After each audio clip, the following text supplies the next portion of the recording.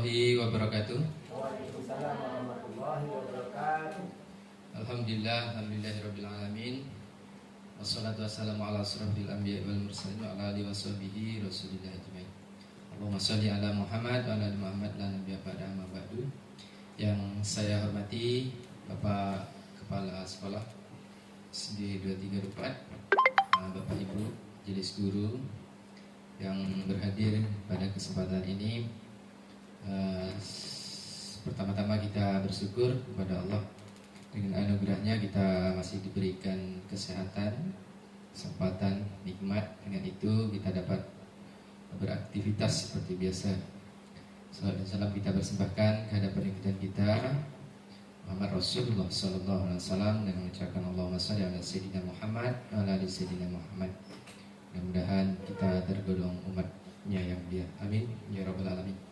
Bapak Ibu sekalian, di sini saya akan menyampaikan beberapa materi tentang salah satu tugas saya sebagai CGP.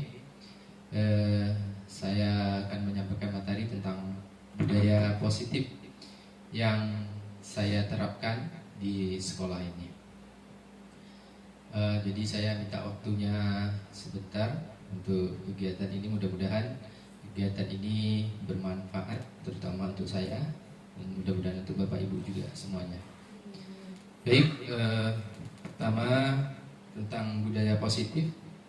Apa itu budaya positif? Mari kita lihat bersama-sama Bapak Ibu, bahwa budaya positif itu adalah sebuah nilai-nilai yang menjadi keyakinan dan pada akhirnya menjadi karakter atau ciri khas dari sebuah komunitas atau lembaga. Jadi yang kita bangun adalah nilai-nilai karakter yang ada pada siswa kita, karena kita guru. Mudah-mudahan nilai-nilai karakter itu akan tertanam bukan hanya sementara, ya, tapi tertanam untuk jangka panjang dan mudah-mudahan tertanam di mereka dan mereka dapat mengaplikasikan untuk mereka, ya. Untuk menciptakan budaya yang positif sekolah, guru hendaknya mampu berusaha menciptakan pembelajaran yang nyaman, menyenangkan di sekolah. Ya, apa maksudnya yang nyaman dan menyenangkan? Nah, kita sekarang sudah dituntut yaitu merdeka belajar. Apa artinya merdeka belajar? Anak itu di sekolah, ya, belajar tanpa ada paksaan. Kita ubah paradigma kita tidak seperti dulu lagi belajar itu harus dipaksakan, ya. Semisal nih tangan kita ini digenggam, ada sebuah barang yang di dalamnya, ya. Siapa yang bisa membukanya, ya? Dipaksa bisa terbuka, tapi secara paksaan. Bagaimana rasanya kalau dipaksa? Sakit rasanya. Begitu juga anak kita, Bapak Ibu, ya. Kalau dipaksa untuk kita terapkan, bisa dia membukanya, tapi rasanya sakit, ya. Nah, bagaimana supaya bisa dia menyenangkan? Pandai kita membujuknya, ya. Kalau dia sudah tertarik untuk membuka tangannya, maka akan dibukanya sendiri dengan senang hati. Nah, itulah artinya merdeka belajar, ya Bapak Ibu. Kemudian menyenangkan, sama seperti tadi. Karena budaya positif dapat mendorong murid untuk mampu berpikir dan bertindak serta mencipta sebagai proses memerdekakan dirinya, sehingga murid lebih mandiri dan bertanggung jawab. Ada beberapa konsep yang harus diketahui untuk bisa membentuk budaya positif di sekolah. Apa contoh budaya positif di sekolah, Bapak Ibu? Banyak, ya Bapak Ibu. Yang sudah kita lakukan apa? Coba ada yang bisa. Nah, kira-kira lah budaya positif yang sudah kita lakukan. Ada yang tahu? Sudah ada, ya Bapak Ibu. Salah satu contoh kita membaca Yasin setiap hari Jumat, ya Bu. Nah, itu salah satu budaya positif, ya. Itu salah satu budaya positif. Apa yang lain? Yang lain juga seperti sebetulnya sapa, ya, salam, senyum, itu juga budaya positif yang kita lakukan, ya. Jadi konsepnya yang harus kita ketahui, pertama disiplin positif. Apa itu disiplin positif. Disiplin positif adalah pendekatan mendidik murid untuk melakukan kontrol dirinya dan mencapai kepercayaan diri sehingga mampu menciptakan murid yang merdeka dalam pembelajaran. Dalam rangka menciptakan lingkungan positif, salah satu strategi yang perlu kita tinjau kembali adalah penerapan disiplin di sekolah kita. Ya. Apa sebenarnya arti disiplin itu, Bapak Ibu? Ya. Apa pengaruhnya dengan nilai-nilai keindahan? Ya. Coba kita perhatikan makna disiplin. Disiplin ini kadang kita mengacu kepada menghukum, ya, supaya disiplin. Sebetulnya bukan. Menghukum itu adalah tindakan yang paling terakhir kita ambil, ya. Masih banyak tindakan lain supaya anak disiplin. Disiplin, ya, di pikiran kita dia mentaati aturan, betul ya. Kebanyakan orang menghubungkan kata disiplin dengan tata tertib, teratur, patuh. Jadi kata disiplin ini juga sering dihubungkan dengan hukuman. Salah sebetulnya, ya. Ya, salah satu yang penghukum tadi itulah alternatif terakhir. Disiplin ini ada hubungannya dengan kebajikan universal. Apa itu kebajikan universal? Kebajikan ini salah satu contoh kebajikan, nilai-nilai kebajikan universal. Di profil pelajar Pancasila ada kemarin juga dijelaskan waktu saya PI 2, beriman dan bertakwa kepada Tuhan Yang Maha Esa, mandiri, bernalar kritis, kebinekaan global, bergotong royong, kreatif. Ini ada 3 organisasi yang menyebutkan tentang kebajikan. Hampir sama saja, ya. Kebajikan itu tentang kebaikan yang ada pada diri anak, diri kita, ya. Ini 3 organisasi hampir sama semuanya, ya. Tentang beriman, bertakwa, mandiri, kejujuran dan sebagainya itu. Nah, apa disiplin? Disiplin itu menerapkan nilai-nilai kebajikan inilah. Menerapkan nilai-nilai kebajikan ini, dan nilai kebajikan ini hendaknya dapat diterapkan oleh mereka. Ya, dapat diterapkan oleh mereka dengan jangka yang panjang, bukan sementara. Bisa nilai ini diterapkan sementara, tapi sifatnya kadang kita menghukum.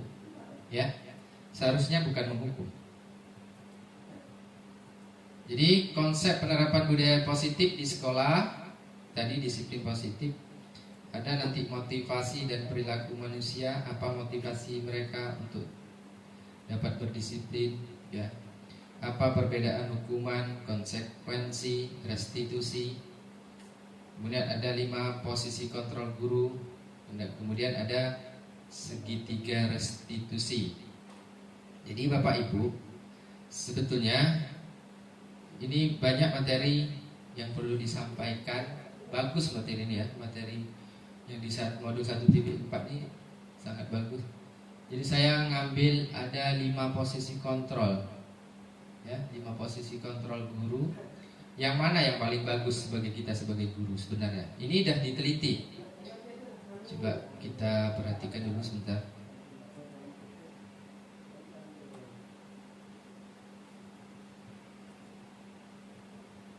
Mudah-mudahan ini bagus sinyal.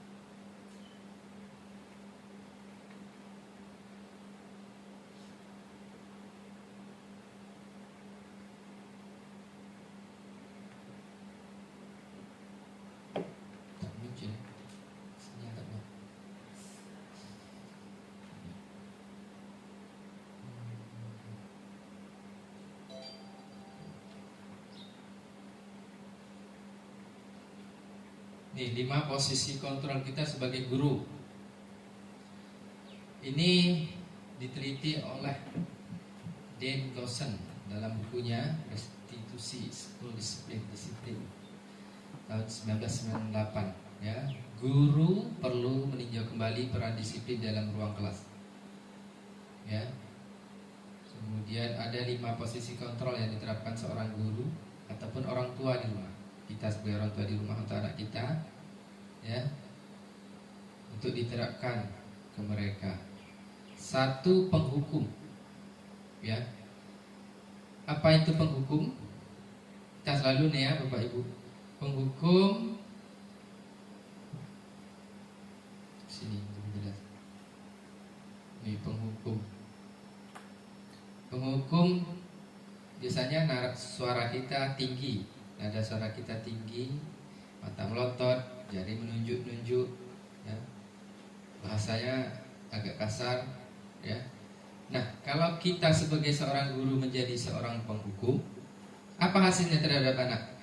Maka secara penelitian, ya, kemungkinan murid marah. Hasilnya nih, ya, hasilnya murid akan menjadi pemarah, mendendam, sifatnya akan agresif.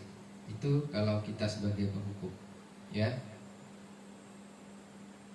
Karena dia rasanya terpaksa gitu ya. Jadi kalau kita terpaksa sama kita ya, kalau dimarah-marah rasanya gimana gitu kan. Agak berubah gitu. Kemudian yang kedua, pembuat merasa bersalah. Pembuat merasa bersalah nih gimana ya, nadanya suaranya memelas, melas gitu ya terhadap anak. Ya. Kamu ini bagaimana ini? Gitu ya. Jadi anak tuh merasa bersalah gitu ya. Pembuat merasa bersalah, biasa kita ke anak-anak ya, supaya dia merasa bersalah gitu kan. Ini lebih bagus daripada penghukum tadi. Hasilnya murid akan merasa bersalah. Bersalah telah mengecewakan ibu atau bapak gurunya. Murid akan merasa menjadi orang yang gagal. Dia terasa dia macam gagal gitu ya, macam putus asa. Hasil dari kalau kita buat mereka merasa bersalah. Terus sebagai teman, ya, sebagai teman biasa kita merangkul dia dan sebagainya. Ya, ini agak lebih meningkat, merangkul dia dan sebagainya. Nah, hasilnya apa? Memang bagus anak dekat dengan kita dan sebagainya. Hasilnya dia tergantung sama kita. Jadi kalau tidak ada kita, itu, ya. Kadang dia kurang semangat kalau tak ada kita. Itu hasil kalau kita sebagai temannya, dia tidak bisa berkolaborasi dengan yang lain, tetap sama kita juga. Itu hasil dari kalau kita sebagai guru, posisi kita sebagai teman. Sebagai pemantau, apa itu sebagai pemantau? Pemantau itu kita sudah buat aturan, ya, kita sudah buat aturan. Dia melanggar aturan itu, jadi kita patokkan pada aturan tadi, konsekuensi dia melanggar aturan, ya. Semisal gini, misalnya aturan itu jika murid terlambat, maka murid tidak boleh istirahat pada istirahat pertama misalkan. Nah, jadi kita kasih gitu ke murid. Nah, kamu hari ini kamu terlambat, ya, kamu terlambat. Kamu tahu konsekuensinya? Kamu melanggar peraturan, kamu tidak boleh istirahat kedua. Ya Bu, seperti itu aja. Tapi apa hasilnya? Murid memahami konsekuensi yang harus dijalankan karena tengah melanggar salah satu peraturan di sekolah. Guru tidak menunjukkan suatu emosi, ya. Murid tetap dibuat tidak nyaman di situ, ya. Masih ada dia tidak nyaman, ya. Jadi yang merdekanya tadi belum dapat kita. Yang merdekanya. Nah, jadi posisi guru yang paling bagus adalah posisi guru manajer. Apa itu manajer? Manajer tuh kita merangkul, kita panggil, ya. Kita beri dia pengetahuan atau solusi, kita tanyakan apa alasannya. Ngapa kamu kok bisa seperti ini? Ngapa kamu kok bisa terlambat? Ya. Ngapa kok kamu bisa melanggar peraturan yang sudah kita buat? Ya. Jadi sebelum sampai ke manajer nih Bapak Ibu, kita sebetulnya harus sepakat dulu di dalam kelas membuat peraturan di kelas. Sekarang bukan peraturan lagi namanya. Sekarang dinamakan keyakinan kelas. Apa itu keyakinan kelas? Kita buat secara bersama, ya, aturan yang ada di kelas secara bersama. Kita tanyakan murid satu-satu. Menurutmu apa yang harus kita lakukan di dalam kelas? Apa yang tidak boleh dilakukan di dalam kelas? Suruh mereka nyebutkan satu-satu. Nah, sehingga yang disebutkannya tadi itu menurut dia yakin bahwa itu tak boleh dilanggar. Jadi waktu dia melanggar itu kita diskusikan dengan dia. Jadi sebagai manajer tadi kita banyak bertanya nih ke murid kita, ya. Jadi dengan gaya yang yang santai dan sebagainya itu kita bertanya apa alasannya. Nah, kita kasih solusi, ya. Nanti saya buka YouTube-nya Guru sebagai Manajer nih, ya. Nah, hasilnya apa?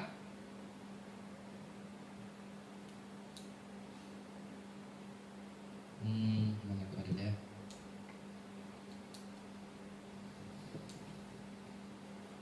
Ya, guru akan mengembalikan tanggung jawab pada murid, pada mereka, ya, dan memberi jalan keluar kepada mereka. Dia tahu, maksudnya kita memberikan solusi kepada dia, dia juga mencari solusi, dan mudah-mudahan solusinya itu dapat dia atasi sendiri, gitu maksudnya. Jadi dia tidak tergantung kepada kita, dia melanggar keyakinan kelas, dia bisa mengatasinya, ya. Nah, jadi kita sebagai guru yang sebaiknya itu adalah sebagai manajer. Kemarin juga saya terapkan juga, ya. Saya juga masih belajar, ya. Hasilnya belum tahu apa hasilnya. Tapi ini sudah berdasarkan penelitian dan diakui oleh banyak sekolah bahwa kalau menerapkan menerapkan yang ini nih berhasil, ya, ke anaknya yang dikatakan merdeka belajar tadi disebutkan. Cuma di sini tidak ada videonya. 5 dulu ya yang tadi sebelum sampai di sini. Jadi yang sudah saya lakukan dalam penerapan disiplin positif di sekolah ini, yaitu nih keyakinan kelas tadi. Ini sudah saya buat di dalam kelas, ya. Jadi buatnya secara bersama-sama. Saya suruh mereka menyebutkan kira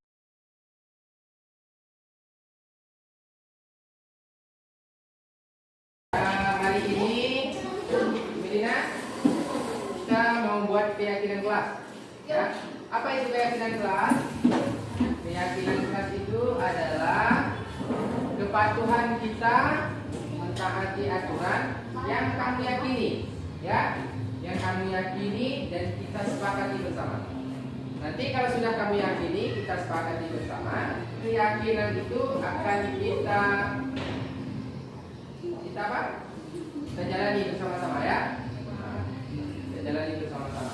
Nah, Bapak minta kepada kalian semua punya satu keyakinan kelas, ya. Menurut kamu satu saja sebutkan keyakinan kelas menurut kamu itu penting supaya di dalam kelas kita teratur, ya. Kita di dalam kelas teratur, ya, mengikuti aturan-aturan yang ada di sekolah maupun di kelas, ya. Jadi kalau sudah nanti kita sudah menyepakati keyakinan itu, kita buat di dinding, ya, kita tempelkan di dinding. Oke, Bapak minta satu-satu, ya, yang bisa menyebutkan keyakinan kelas, ya. Bapak tulis satu-satu. Coba siapa dulu yang bisa menyebutkan keyakinan kelas? Coba dari Alif dulu, ya. Alif. Keyakinan kelas.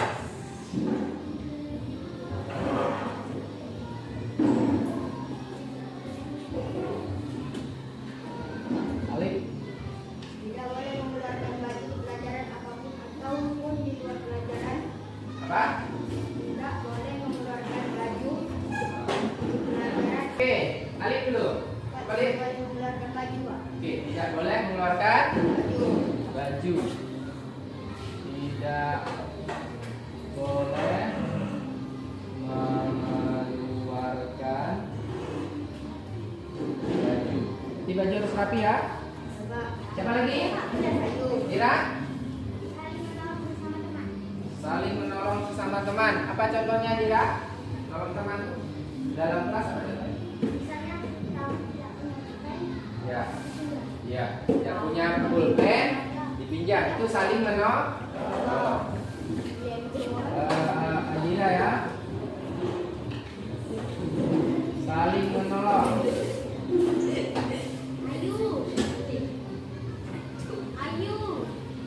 Siapa lagi? Ayu. Ayu. Hah? Wajib piket setiap hari. Ya, bagus. Harus piket setiap hari ya.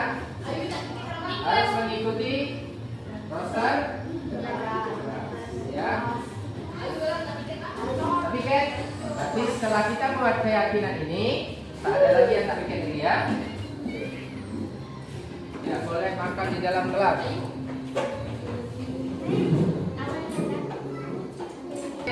Andri, apa? Tidak boleh? Ya, tidak boleh memakai sendal. Ada lagi? Cukup? Cukup ya? Jadi ini menurut kita adalah keyakinan. Maka ini harus kamu yakini dan kamu taati. Ya, keyakinan kelas ini. Ya. Kalau ada yang melanggar, jadi Bapak panggil. Ya. Nah, kenapa kalian melanggar? Nanti Bapak bilang alasannya. Saya sekali piket dapat sendiri. Ini kita sudah membuat keyakinan, harus kita taati bersama. Oke? Kita coba. Keyakinan sudah kita buat. Ada 11 keyakinan kelas kita. Ada tidak keyakinan dari 11 nilai yang harus kita buang? Enggak? Semuanya harus kita patuhi. Harus kita yakini, kita terapkan dalam kelas. Pertama, tidak boleh mengeluarkan baju. Kedua, saling menolong. Tiga, piket setiap hari berdasar jadwal piket. Keempat, laki-laki tidak boleh berambut panjang dan dalam kelas kecuali kaki. Oke, jadi 11 ini semuanya kita yakini bahwa ini akan kita patuhi di dalam kelas. Ya. Baik. Sekarang, oke. Sudah selesai kita sepakati bersama, ya.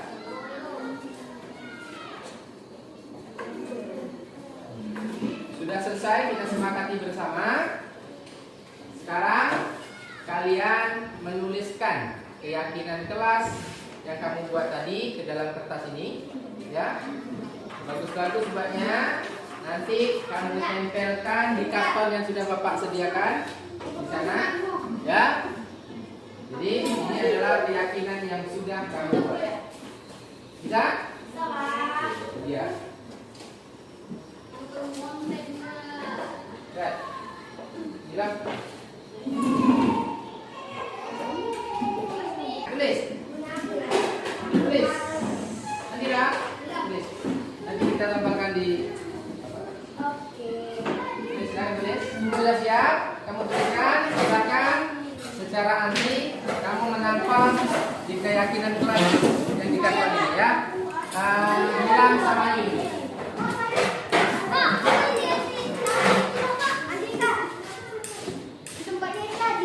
Ya.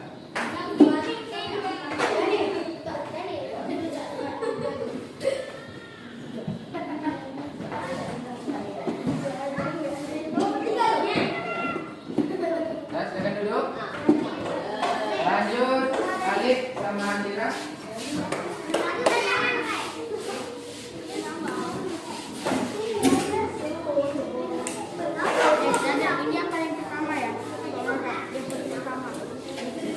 Lanjut, Dani sama Dani.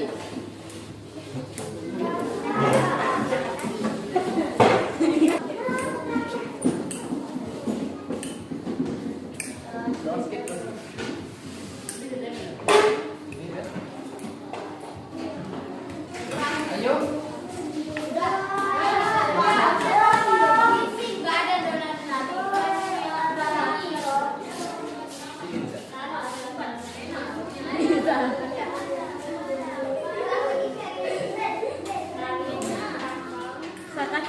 Ya, baik.